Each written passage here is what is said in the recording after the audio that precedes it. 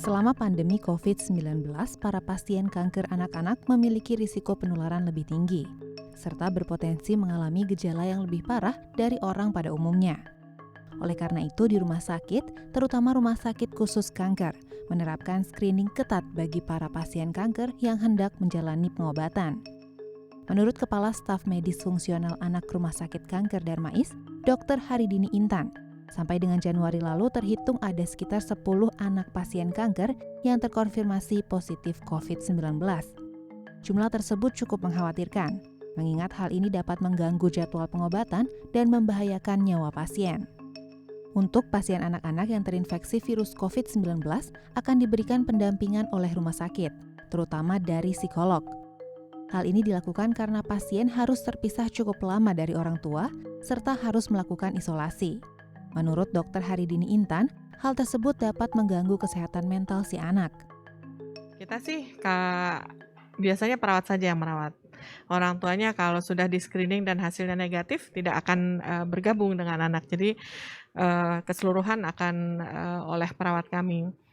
Pasti kesedihan pasti luar biasa dan tapi kita juga dari PPI atau pengendalian infeksi juga melaporkan ke daerah tempat tinggal ya kan supaya segera dilakukan screening gitu untuk mereka gitu kan, untuk orang tua.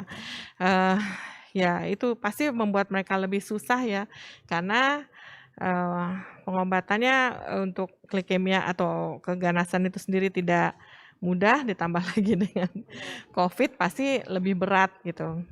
Adakah pendampingan khusus terhadap orang tua, Dok? Kita sih sebenarnya untuk pasien malah terutama ya kan. Tapi kalau pasiennya sudah bisa diajak ngobrol, misalnya pasien-pasien yang di atas 10 tahun, pendampingannya adalah pendampingan dari psikolog. Kalau di rumah sakit kami ada psikolog yang bantu mendampingi pasien-pasien dengan COVID. Kalau untuk orang tua sendiri memang bisa kita dampingi dengan ada tim yang berbeda lah gitu. Tapi memang kita juga tidak akan terlalu sering kontak dengan orang tua, hanya memberi kabar, memberi informasi apa saja yang diperlukan untuk pasien-pasien atau anak yang dalam isolasi, itu saja sih. Menurut Ketua Yayasan Anak Kanker Indonesia atau YKKI, Ira Sulistyo, di masa pandemi ini pendampingan bagi pasien dan orang tua pasien kanker cukup berbeda. Pendampingan yang diberikan YKKI dibatasi hanya sekedar arahan dan pendampingan di rumah singgah. Menurutnya, pendampingan ke rumah sakit untuk pasien dan keluarga dibatasi agar mencegah risiko penularan yang lebih tinggi. Untuk pasien yang datang dari luar kota, biasanya akan diarahkan untuk melakukan tes cepat COVID-19 terlebih dahulu, dan setelahnya melakukan isolasi mandiri di salah satu gedung YKKI selama minimal 3 hari. Itu juga menjadi kegiatan YKKI ya, di beberapa kota ya. Banyak donatur-donatur yang tidak mungkin membantu tidak berupa uang, tetapi dia mau merelakan mobilnya, supirnya untuk antar jemput pasien tersebut. Jadi dia yang jemput misalnya dari kota lain datang untuk bisa langsung ke rumah sakit.